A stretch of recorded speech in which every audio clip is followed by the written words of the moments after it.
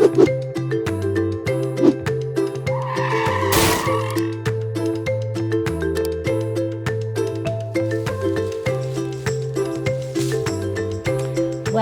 we're back. Stuart and I are back for the 2021 gardening season.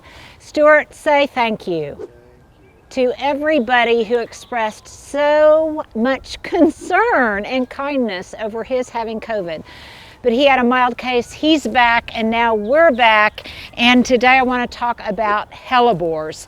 So right now, some of my hellebore are already getting blooms on them. They're putting out fresh foliage, and even though it's cold today and it's still January, I want to tidy up this area of the garden. So when that fresh new growth comes out with those fresh new blooms, they're not sullied by kind of all of the dead surrounding foliage.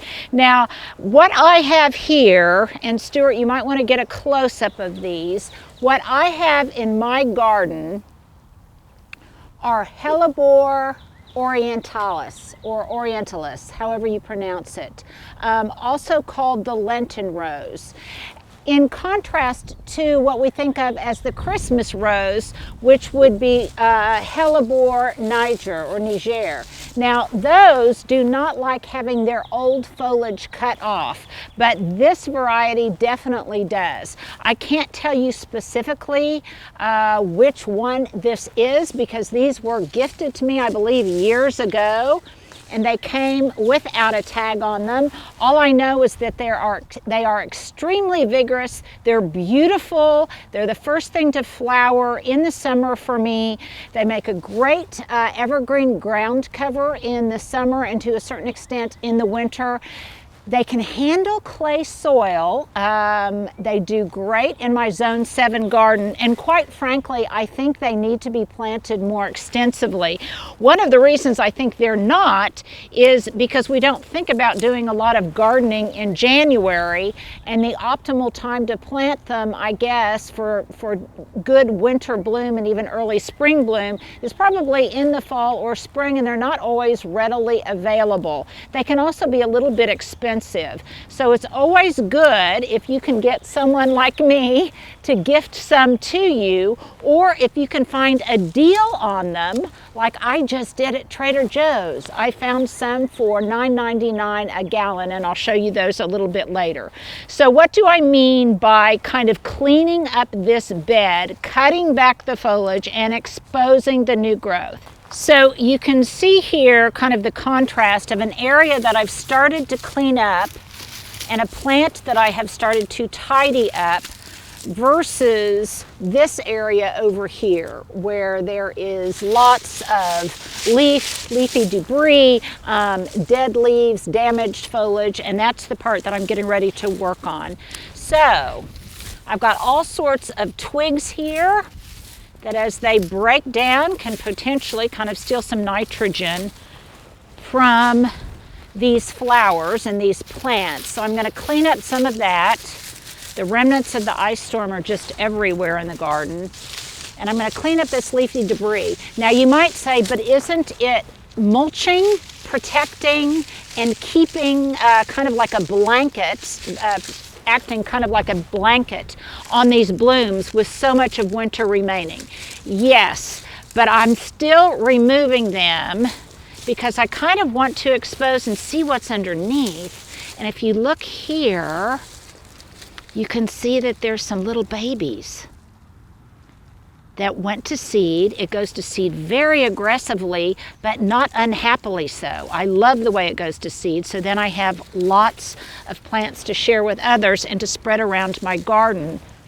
So I'm cleaning this up, and then what I'm gonna do, I actually fertilized these last fall with a granular fertilizer, so they should start putting out lots of beautiful flowers like these. You can kind of see, Stuart, if you can show that gorgeous, beautiful center to this. And these are actually sepals that are the flowers, or what we think of as the flowers.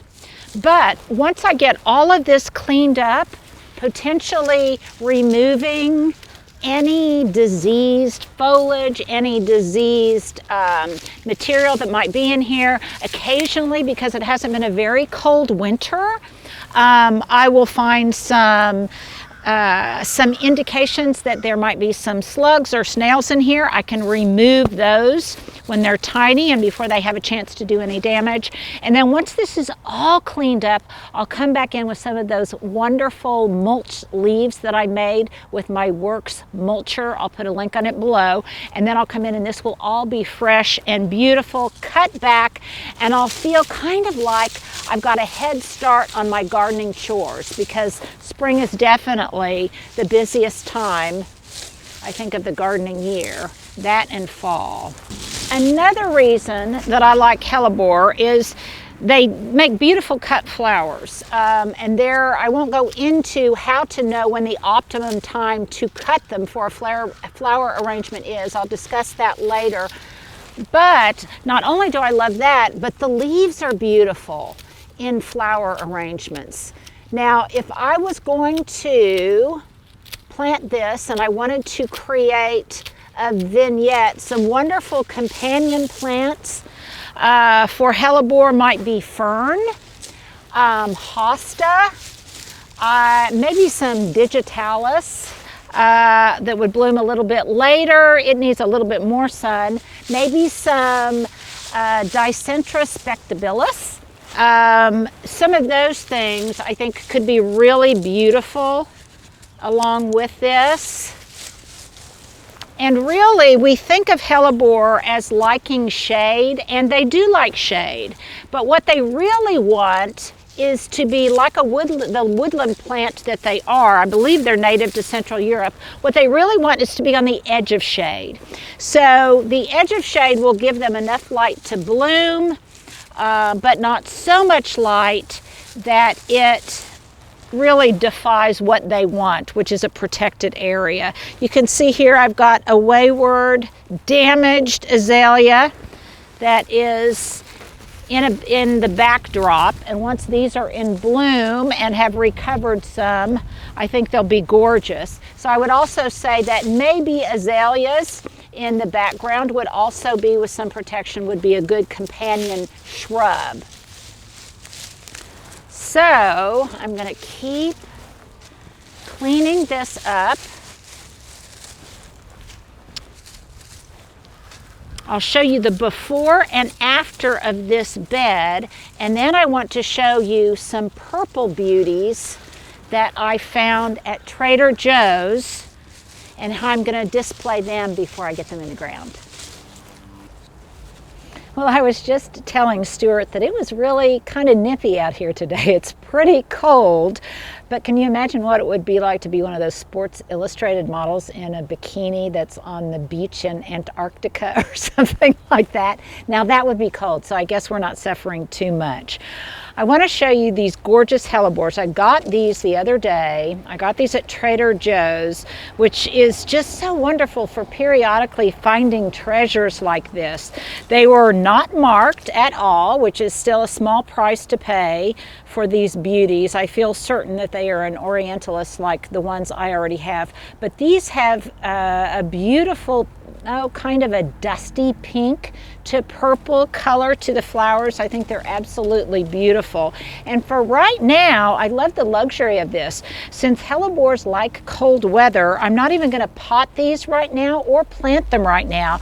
I'm just going to kind of huddle them together in this what actually is a hanging basket. And that's a good tip, you all. If you've got a really large hanging basket that is not in use right now, it's not hanging, you can use it to kind of simulate what a really expensive concrete saucer or concrete planter would look like, because it's got that same basic saucer form, which is, by the way, one of my favorite shapes to plant in. So this looks kind of beautiful right now. This is going to be my, let's say, my Valentine's Day display by the front door. So I'm just going to nestle this next to the front door itself. I'll torque these gorgeous Hellebores towards the front, an easy display without a lot of work or toil whatsoever. I think the mailman and my visitors, of course I don't really have any visitors right now because of COVID, but I think they'll be appreciated. They look beautiful from the street. And then when I'm getting ready to plant them, I know what I'm going to do with them, and I can't wait to show you how I'm going to create a beautiful combination of some Obsession nandinas, those are southern living plants, I think, with some of these new Hellebores, because there's going to be a great color echo going on. So I hope you enjoyed that. I'm glad to be back. I'm glad to have you back. And Stuart, I'm glad that you are well and back on your game. You guys have a great evening.